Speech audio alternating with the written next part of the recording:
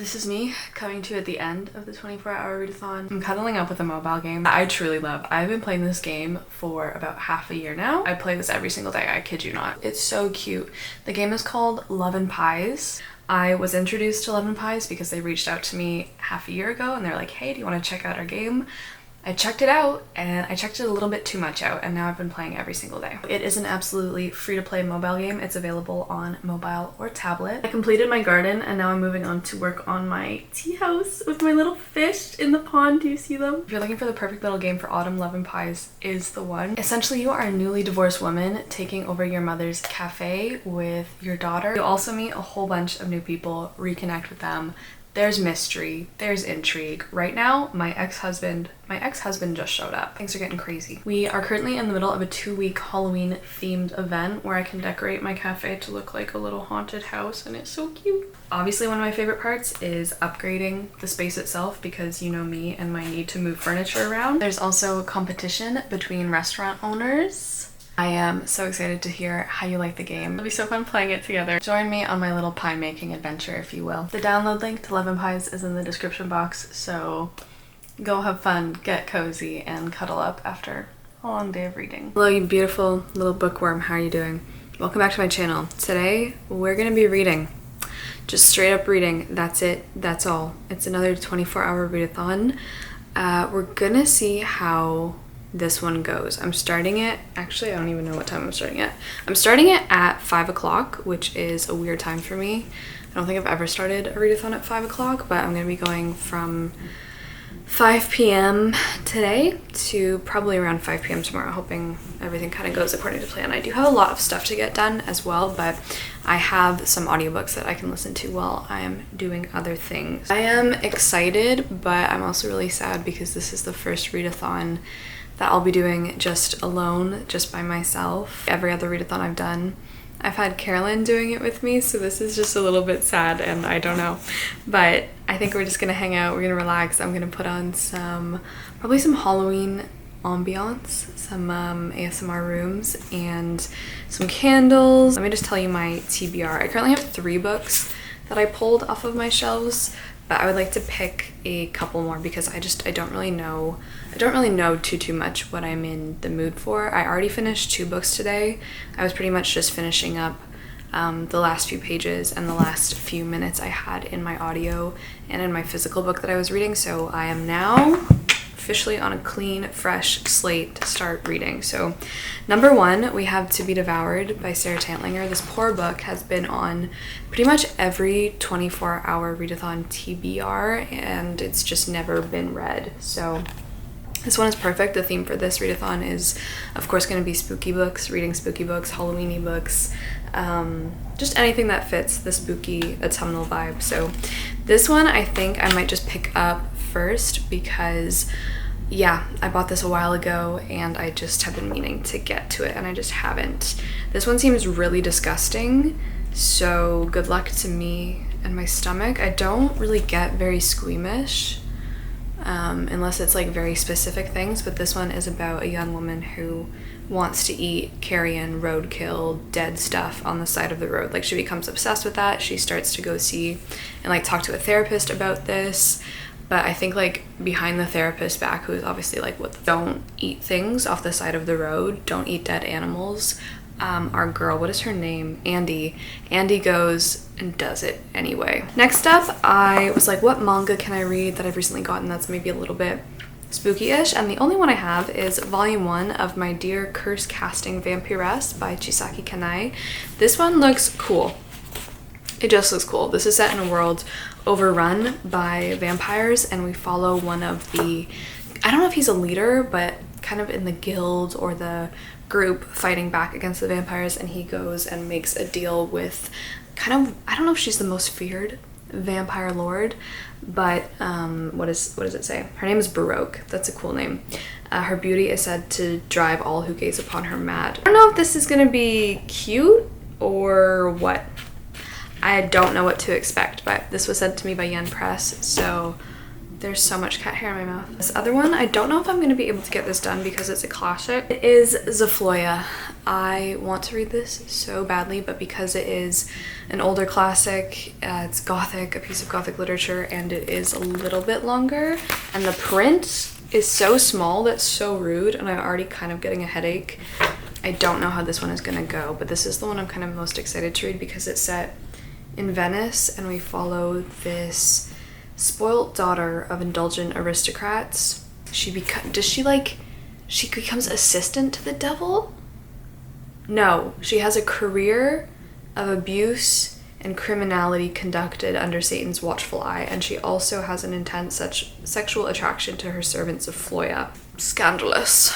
Absolutely scandalous. I'm excited. I'm just so excited, but I think because obviously the language is probably going to be pretty boggish. I just want the drama of it all. I just really want the drama of it all in Venice. So that is Zafloya. And then I don't know, I'm gonna start reading in like 2 seconds, but I did also consider putting on something a bit easier, a bit more fun. We have A Wolf for a Spell, which is a middle grade about, I think it's a retelling of Baba Yaga, and we have 1,000 Steps into Night, which I really also want to read. And this one is a lot about Japanese mythology and inspired by Spirited Away. And I've really been wanting to either rewatch Kiki's Delivery Service or Spirited Away. Yeah, I might do that too. Let's not pin ourselves in too much of a you only can read for 24 hours box. Let's just hang out for 24 hours, read as many spooky things, do as many spooky fun things as we can. Let's begin.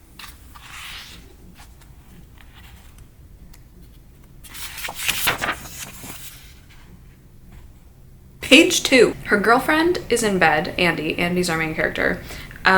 She's like, oh my gosh, it's my girlfriend's birthday. I'm gonna go to the basement where her surprise is. I ordered moth eggs on the internet. The big plastic fish tank where the eggs turned to caterpillars proved to be a sustainable home. A few caterpillars didn't make it, but dozens survived after I corrected the temperature in the basement and kept the shelter sprayed with mist to maintain the humidity. Surprise, you get moths. All right, this is gonna be a weird one. We're in for a weird one. I think we need some coffee. Sorry, scratch that. She's not giving her the moths. Her girlfriend's name is Luna, and the moths are called Luna moths. Anyway, she's not giving them. I thought that was kind of cool. I was like, oh, I didn't know how that was gonna work. Anyway, she's not giving them the moths. She's giving her girlfriend a sewn collage of moth wings. Okay, hold up. She's made her girlfriend a set of wings, like kind of human-sized, out of dead moth wings. So she only bought these moths off of the internet for them to die and then take their wings and make her girlfriend real wings out of moths. I feel like you can't even hold that. Moth wings are so delicate and so powdery and flaky and delicate that you couldn't even. I feel like this is not possible. If you can hear my dryer currently going, that's what that noise is. But first impressions on To Be Devoured. I am on page 40. The pages are pretty small. I don't think it's good. I don't think it's very good. Maybe the story is going to be interesting, but it really feels like extreme shock factor value at the moment, and the thing that's making it really tough to read is the writing. It's not written very well at all. Sentences are extremely awkward. A lot of them don't make any grammatical sense. There's been a few typos already, and it's just weird. Like, there's no other word for it. This is the kind of writing that, like, at uni, your professors just write awkward, fix this, because it's not good. Like, for example, okay, so Andy starts to repeatedly see these vultures around her house, and she's like, what does it taste like, dead flesh? Do the bodies haunt the vultures after they consume the carcass? If I eat a human's meat, do they live on inside me forever? If I eat a human's meat, why would you say that? What are you referring to? If I eat a human's meat, if I eat a singular human meat, what does that mean? You could just say, if I eat human meat. But even if you say, if I eat human meat, comma, do they live on inside me forever? That doesn't make any sense either. Because if I eat human meat, do they live on? What lives on? Like, I know she's obviously saying, well, the humans live on inside me forever, but that's not what the sentence is saying. Unfortunately, in books, you can only communicate with sentences, really. Do you know what I'm saying? So that doesn't make any sense. This one is just wrong.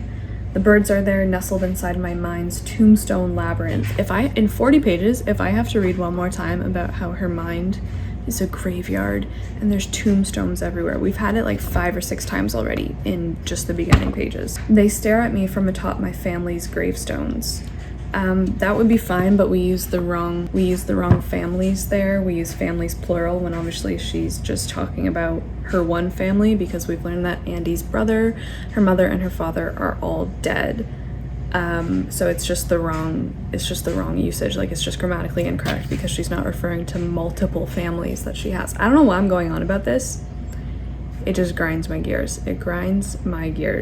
Anyway, we learned that Andy's brother at 4 years old fell off the roof of their house and died.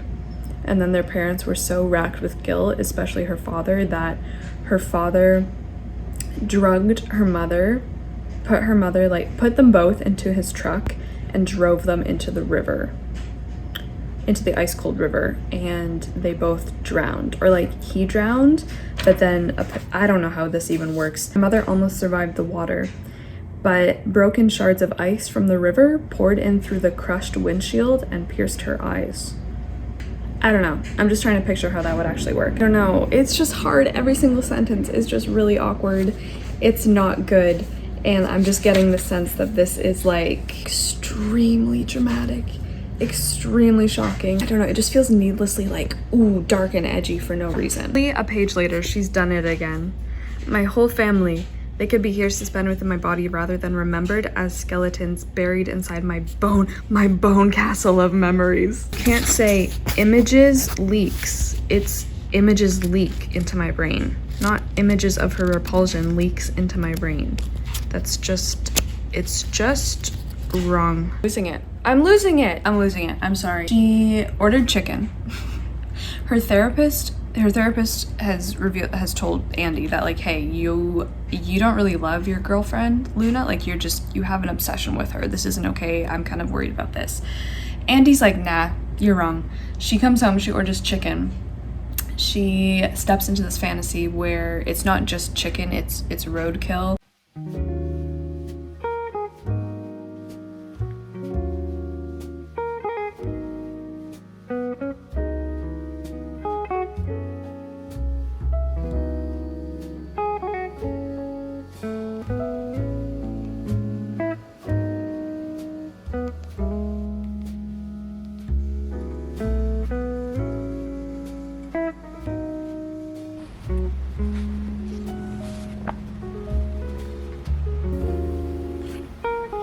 Good morning.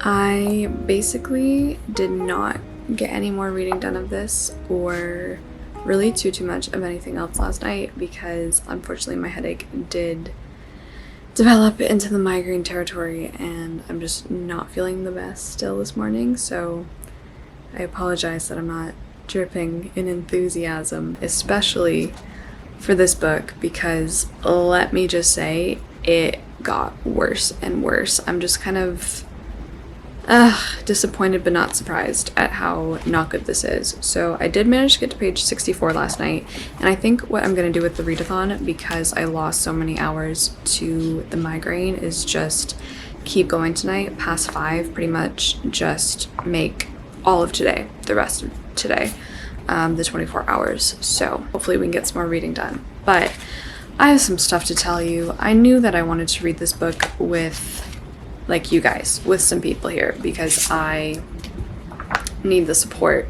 So we were at the scene where Andy, is eating her little rotisserie chicken and pretending that it's roadkill. She says, carrion has to be repulsive and inedible to a human. Otherwise, why would our ancestors have built fires to roast their fresh kills? For a number of reasons. For definitely a number of reasons. And then she goes on to talk about her therapist, Dr. Fawning. If Dr. Fawning won't give me the guidance I seek to live a life free from the torment inside my vicious thoughts, then maybe the vultures will. You've had 2 sessions. You've had 2 sessions with your new therapist. And you're like, oh my god, it's not working. I need to go eat roadkill. No. And then there's this whole paragraph on like vultures. Before I get too much into the nitty-gritty, I was just really excited, and I picked this book up in the first place from like an exclusively horror bookshop because I love novels that deal with challenging or like just talking about diet and like the status quo. I don't mean reducing calorie or anything like that. I just mean eating in a way that is different than the norm of society. The typical omnivore diet that humans have. I love anything that talks about it. As someone who doesn't eat animal products, a book like this where she's like, you know what, okay, I'm just gonna go eat dead animals off the road and we're gonna kind of go off the rails. I was really excited for all of that discussion.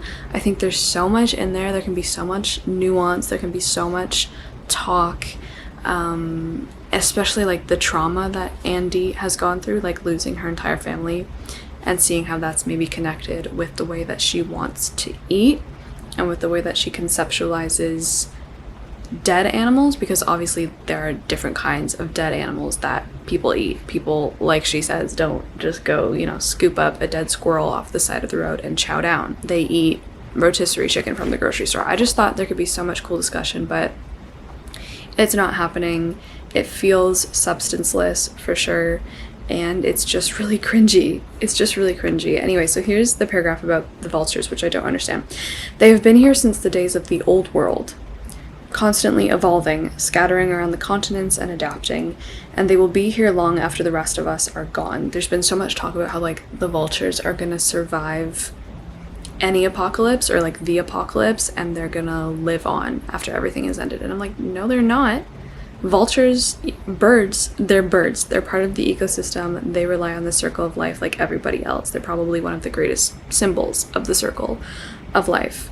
And I just don't get this sentiment that like, oh, the vultures are going to survive after everything is gone because their beaks will make a banquet of our decay. Then she goes on, our deaths deserve no other meaning than to be devoured. That doesn't make sense. That doesn't make any sense. Our deaths deserve no other meaning than to be devoured. To be devoured is not, like, that's not a meaning. Do you know, like, that's a, it's a verb.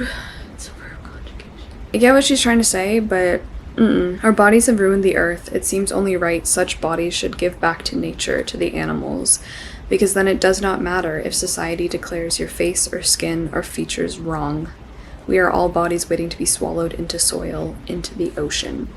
It's just messy. I mean, I'm reading Andy wanting to consume carrion. She has this whole thing where she talks about how if she consumes something that is dead, maybe it won't leave her. But I'm like, all the animals you already eat are dead. They've already died or been killed in some, like, there's not, I don't know, because obviously she's like, my whole family has died. They've left me.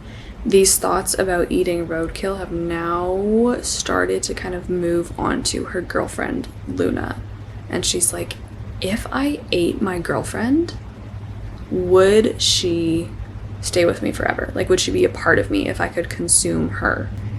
And I'm like, well, you're eating this rotisserie chicken. Are you getting the chicken thoughts? Why did they cross the road? The chicken isn't enough. Even if I went to a restaurant and ordered a bloody steak, it wouldn't be right. They'd still cook it into safety. I could purchase raw meat at the grocery store, but it wouldn't be the same. I need to know what the vultures know, and they sure as hell aren't walking into stores and carrying out plastic bags of packaged flanks and tenderloins. Anyway, this is just, it's just, I don't know, it's just become a masterclass in how I don't ever want to write. Like, this is just incorrect. The need to escape these festering and harmful thoughts lead me to venturing outside. Everything is wrong. One chapter later, Andy becomes the tampon girl. She literally becomes the tampon girl. Like I said, her wanting to eat roadkill has now transferred into her kind of having cannibalistic thoughts about her girlfriend. She calls her girlfriend's blood raw liquid. Literally becomes tampon girl, which is something, a moment in history that I thought I had forgotten. I thought I had wiped, but this book brought it back. So, okay, like I was saying, I don't know if I mentioned this, but there is a farm beside Andy's house where the cows are. And her farmer neighbor also has like pigs, chickens, the cows, everything like that, but she has a pregnant who has just, I think she's just given birth actually. And now Andy is leaving her house in the middle of the night, barefoot in the winter, and I know it's it for these piglets. I know it's over for them. And I don't know if I want to read this because it's just like, this is like needless because it feels meaningless. These are really cool, gritty, horrific topic matters and discussions to be having, and it's all not done well. Finally got ready, got out of my pajamas, but the good news is that I have finished To Be Devoured. The bad news is that I had to read it in the first place at all. I'm here to rate this book with you because I haven't really truly decided on a rating for this yet, and I also wanted to go through Goodreads and just like see what the general populace says, because I am so just, I don't know. I've been rating books, like my gut feeling is I'm gonna give this a 1 star, but I've been rating books really low recently. I'm just like, is this me? Am I just in a bad mood? Yes. Also, I don't know how much of what is going on outside you can hear, but there has been like non-stop construction for the past week. I'm sorry. So I finished To Be Devoured. I think what I'm gonna do is give you a spoiler section because this is too wild not to give you a spoiler section. Also, I'm not sure how many of you are actually gonna read this anyway, but regardless, if you don't want to be spoiled and you want to read this thing yourself, you can do that, and you can just follow along with like the little timestamps in the description box. So I finished it. Basically what happens, you know, the little, you know, the trail, the psychological trail we were following, that Andy was starting to obsess more and more over her girlfriend Luna and wanting to eat said girlfriend. Yeah, she finally kind of acts out on that desire.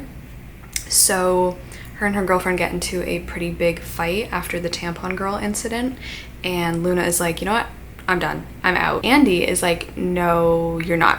But then we enter like the second half of the book, which is Andy just losing it. And here's the thing, I don't like reading about books where people just like, the author's just like, I'm gonna make this person crazy. Like, I'm literally gonna make them crazy and lose it and do all of these things with like no explanation. We're not gonna explore this at all. We're just gonna say she lost it. It was just trying to be horrific and awful and shocking and like disgusting and stomach broiling and boiling and roiling for no reason, and that's just not, I don't know, it's just not good to me at all. So we get passages where Andy's like, oh my gosh, my girlfriend is missing, like she's gone missing, because after the fight Luna supposedly leaves Andy's house and she's not really seen again. Andy continues to go to therapy, continues to go to her sessions with Dr. Fawning. Basically we find out that Andy's therapy sessions haven't actually been, I don't think ever, with a real therapist. Potentially they were at the beginning of the novel with a real therapist, but it turns out that she was actually driving her car into the middle of the forest, walking out and sitting and talking to a dead deer, like a dead deer carcass that was strung up in a tree, and that was Dr. Fawning. Was always described as having like tan suits and like big doe eyes and never really telling Andy anything. So no wonder her therapy sessions weren't working. That was the twist there. Andy also kills her farmer neighbor, the man who was just like a nice farmer trying to look out for her and her girlfriend. She kills him, chops him up into little bits, and like tries to offer him to the vultures. Luna's ex-husband comes looking for her because Luna divorced her husband to be with Andy, and he's like, what have you done with my ex-wife? Like, I'm here to find her. Got news for you, buddy. Nothing in this book made me squeamish or really disturbed, because I was just like, this is stupid. Like, it's just stupid and it's just cringy and it's not doing anything, and I wish I could be horrified by this, but I'm just like seeing through it and I'm just like, it's not good. So what Andy has done to her girlfriend that she can't really remember now because she's like had some kind of an episode, she has drugged her girlfriend, dragged her into the woods, shaved all of her hair off, and then with her girlfriend's hair she started to like sew a bunch of feathers together so that she can make herself like vulture wings. The police finally show up because this girl has been missing, and they find Andy with like her girlfriend half alive in the woods. Thankfully, Luna gets out alive with her ex-husband, like they leave. And then the book ends with Andy taking her own life by suffocating herself to death on the remains of the deer carcass. The end. So I had to read all of that in not even exquisite detail. It was really bad descriptive narrative, really. So that is to be devoured. Like I said, I was really interested in all the ideas floating around here, all the concepts that could be used, everything that could be discussed, the horror, and none of it delivered. And on top of that, it was just really sloppy English, really sloppy writing, and certainly objectively as well, with like the number of typos and just grammatical errors. Like, it's just wrong. I like always reading people's opinions on the books I give 1 star to. Those are the ones that I'm really interested in. Okay, so it has a 3.88 rating on Goodreads. The writing was stunning and I love the story. Lyrically written, okay, 1 star, terrible writing, cringe AF. 4 stars, a vegan's nightmare. I can tell you it's not though. It's not. And here's the thing, like, that's what I was so interested in. Andy is like, oh my gosh, like, what do the vultures know? Because they're eating dead animals. Like, her whole thing is like, I want to eat an animal that's dead.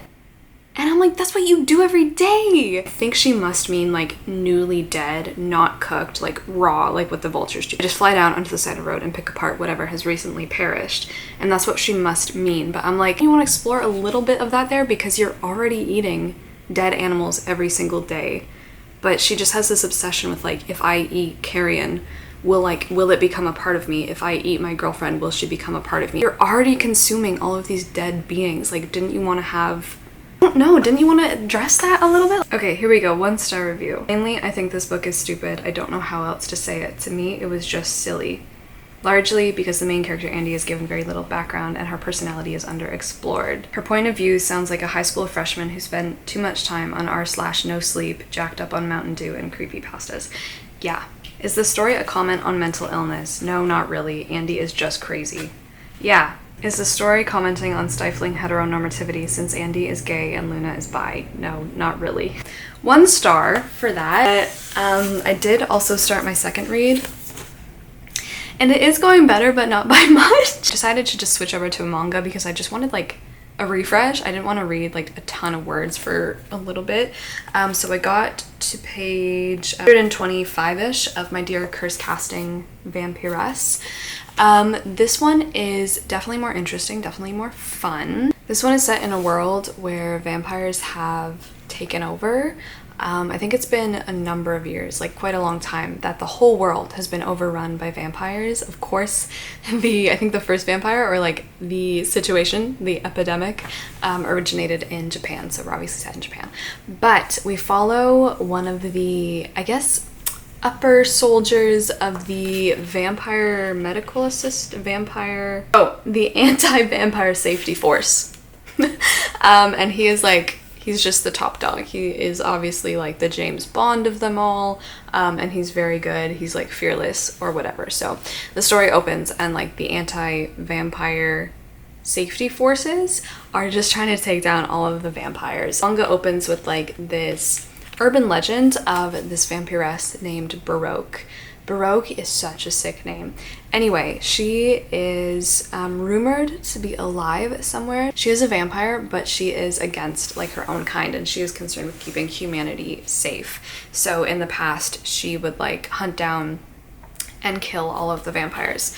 Anyway, rumor is she was locked up by humanity because, again, we just misunderstand everything, and we have put her away even though she was like our savior. When rumor gets out that she is maybe in this facility, our guy breaks into the facility and he finds Baroque. The problem is it is a romance. I don't know, this is just volume 1 and it's a very recent release. The pair of them fall in love. I'm just so uncomfortable. I am so deeply uncomfortable reading this book that I just want to put it down because like, I don't get it. She is a vampire, so she is old. She's centuries old, but she is drawn and she looks like a small child. there's no way around it. Really not stellar. So I need something. Maybe wholesome. Maybe we just need to steer into like the wholesome Halloween category. So I also have here A Wolf for a Spell by Kara Sutton, which I might start. This is, I think, a retelling of Baba Yaga. I don't know if I'm in the mood for Zafloya, so I'll either start this one or this one.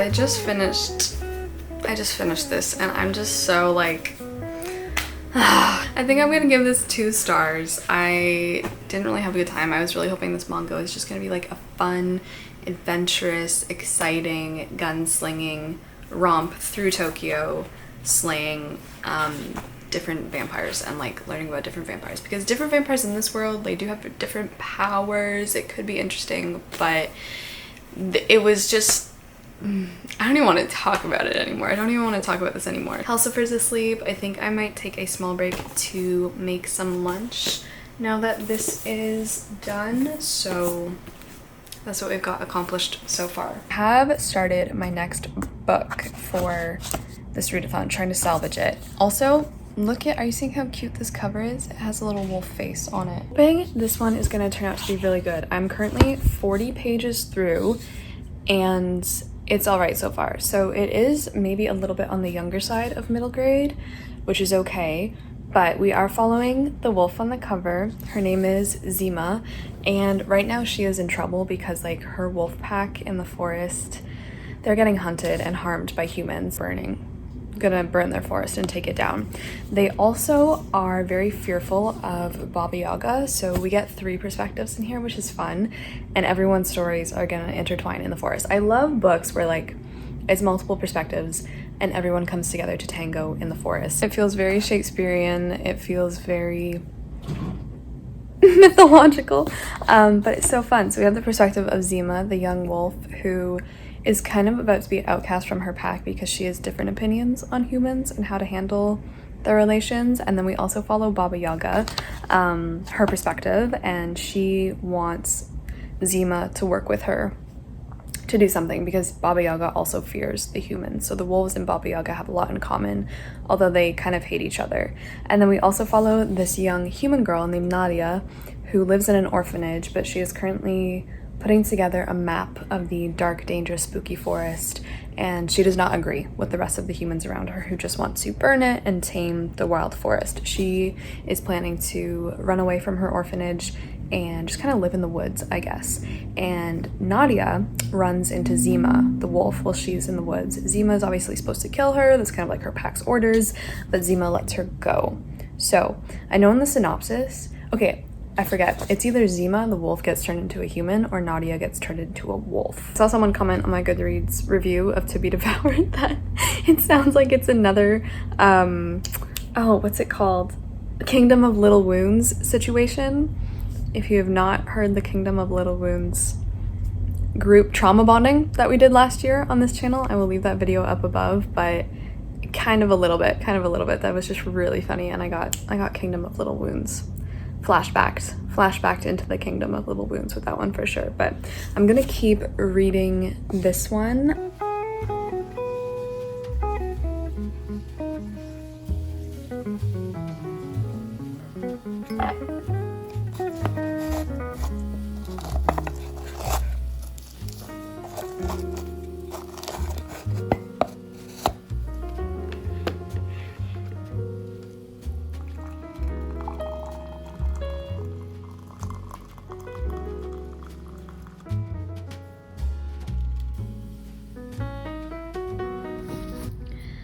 Okay, it is now very late and I'm very sleepy, but I did get up to page 196 in Wolf for a Spell. I think I'm just gonna end the readathon here. I'm still gonna finish this book, obviously, because I was really enjoying it. It's really sweet, it is really cute, and it just feels like a nice, comforting read. So this is probably gonna come out at like a 3.5 or a 4 stars. So I'm glad I got something, like just a book. I'm glad I got to read a book that I loved, kind of, or liked a lot in the readathon, because wow, I'm so sorry those other two were just not as good. That was rough, but we went through it together. So I am gonna close off the readathon here. I want to say just thank you so much for watching. Thank you for hanging out. I hope you're all doing okay, and I will talk to you very soon in the next video. Please stay well. Sending you all a very big hug and wishes for a cozy evening. So until the next one, ciao.